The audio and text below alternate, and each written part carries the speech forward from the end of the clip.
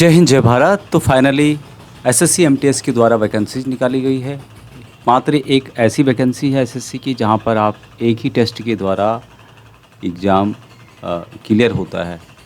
एक ही पेपर उसमें होता है, बाकियों में आपको आप देख पाएंगे सीएचएसएल हो गया, सीजीएल हो गया या अन्य जो भी वैकेंसी से संबंधित नोटिफिकेशन आते हैं उसमें दो दो एग्ज़ाम होते हैं, दो दो के लिए आपको तैयारी करनी पड़ती है। यहाँ पर एक ही एग्ज़ाम है, 10वीं पास लेवल की वैकेंसीज है मल्टीटास्किंग स्टाफ की। तो यहाँ पे नोटिफिकेशन जारी किया गया है multitasking non technical staff and havildar CBIC central board of indirect taxes and custom और सीबीएन जो कि सेंट्रल ब्यूरो ऑफ नारकोटिक्स, ये वैकेंसी यहाँ पे होती है। और यहाँ पर देख सकते हैं आप लोग ऑनलाइन के माध्यम से आप इन वैकेंसीज़ के लिए अप्लाई कर सकते हैं। 26/6/2025 से शुरू हो गया है, 24/7/2025 तक ऑनलाइन के माध्यम से अप्लाई कर सकते हैं। लास्ट डेट अप्लाई करने की 24/7/2025 है। इसके लिए ऑनलाइन जो फीस जमा करनी होगी 25/7/2025 तक लास्ट डेट है। हालांकि पूर्व सैनिकों के लिए यहाँ पे कोई भी फीस नहीं दी जाती है।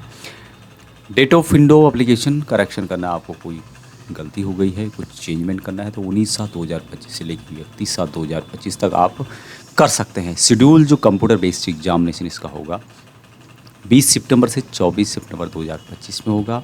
और टोल फ्री हेल्प नंबर दिया गया है। एनी ये जी डिफ़िकल्टीज होती है आपको filling of the online application form में, तो आप यहाँ पर जो टोल फ्री नंबर है इस पर फ्री ऑफ कॉस्ट टोल कर सकते हैं। अभी यहाँ पर वैकेंसी जैसे कि मैंने बताई थी multitasking staff non technical staff की आती है। उसके अलावा हवलदार जो कि सीबी सेंट्रल, यहाँ पे इसके बारे में बताया गया है central board of indirect taxes और दूसरा है central board of narcotics, department of revenue, ministry of finance की वैकेंसीज है।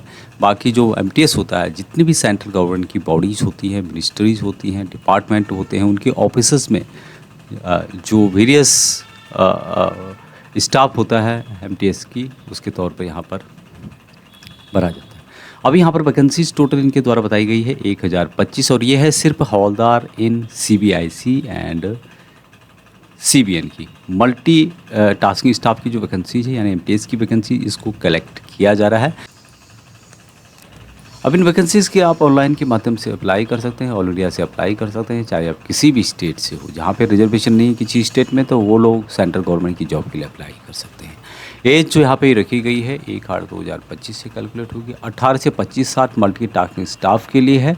और जो सीबीआईसी एंड सीबीएन हवलदार की वैकेंसीज है इनके लिए है 18 से 27 साल के बीच में। पूर्व सैनिकों को age relaxation as per central government rule के अनुसार दिया जाएगा। जो भी आपकी एज है उसमें से टोटल जितने आपने सर्विस की वो माइनस करने के बाद 3 साल की और यहाँ पर छूट आपको दी जाती है। ये जनरल की बात कर रहा हूँ, बाकी एसटी एससी ओबीसी को और यहाँ पर छूट दी जाती है। तो उसके हिसाब से आप एज कलेक्शन करके यदि आप सीबीआईसी एंड सीबीएन के लिए अप्लाई कर रहे हैं तो उसके लिए 27 साल मैक्सिमम यहाँ पे दी गई है। उससे कैलकुलेट करके आप अपना एज कैलकुलेशन कर सकते हैं। और मल्टीटास्किंग स्टाफ के लिए मैक्सिमम एज 25 साल दी गई है, तो उसके हिसाब से आप कैलकुलेशन यहाँ पर कर सकते हैं। बाकी डिफेंस फोर्सेस की यदि कोई आप डिसेबिलिटी हुई है जो कि कैटेगरी से रिलेटेड है, यहाँ पर उसके बारे में बताया गया है कि defence person disable in operation during hostility and foreign countries में डिस्टर्ब एरिया में, तो उनको यहाँ पर 3 साल की और छूट दी जाती है। और जो एसटी और एससी कैटेगरी के हैं डिफेंस पर्सन जो कि सेम केस जिनका हुआ है डिसेबल हुए हैं ऑपरेशन ड्यूरिंग फॉरेन कंट्री या फिर हॉस्टलाइजेशन या फिर डिस्टर्ब एरिया में है, तो उनको यहाँ पर 8 साल तक की छूट दी जा रही है। अभी यहाँ पर एजुकेशन मात्र 10वीं पास रखा गया है।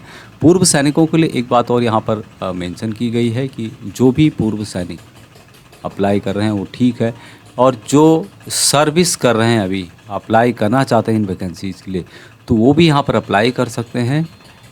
इसकी जो क्लोजिंग डेट है उस डेट से 1 साल बाद तक, यानी कि यदि 2025 की बात यहाँ पे की जा रही है तो 2026 में जून जुलाई 2026 तक जो आ रहे हैं, जब तक इसकी क्लोजिंग डेट है तब से 1 साल बाद तक यदि वो रिटायर आ सकते हैं तो वो इन वैकेंसीज़ के लिए अप्लाई कर सकते हैं। एक्स सर्विसमैन के कोटे से अप्लाई कर सकते हैं।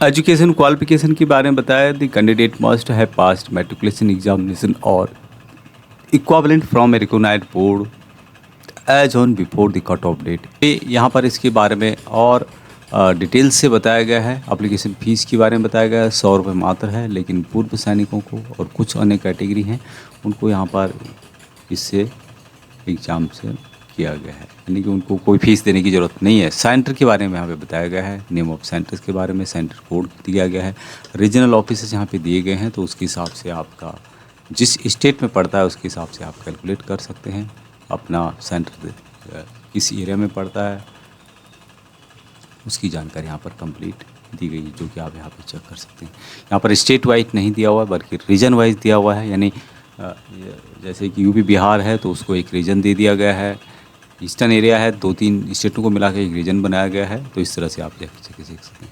अब यहाँ पर बात की जाए एमटीएस के लिए जो पेपर आता है या जो सीबीआईसी और सीबीएन की यहाँ पर पेपर आता है उसके बारे में बताया गया होगा, लेकिन यहाँ पर सीबी और सीबीएन उसके लिए यहाँ पर physical efficiency test, physical standard test यहाँ पर होने वाला है, यानी कि फिजिकल कुछ एक्टिविटी होगी वो होगी, फिजिकल जो स्टैंडर्ड है आपका हाइट वेट है वो यहाँ पर चेक किया जाएगा। और पेपर किस तरह से आने वाला है उसकी जानकारी भी यहाँ पर इनके द्वारा दी गई है। पेपर जो होगा कंप्यूटर बेस्ड एग्जामिनेशन, जिसमें कि नॉर्मल जो 10th लेवल का है उसको यहाँ पर पूछा जाएगा, जैसे कि आप यहाँ पे देख पा रहे होंगे।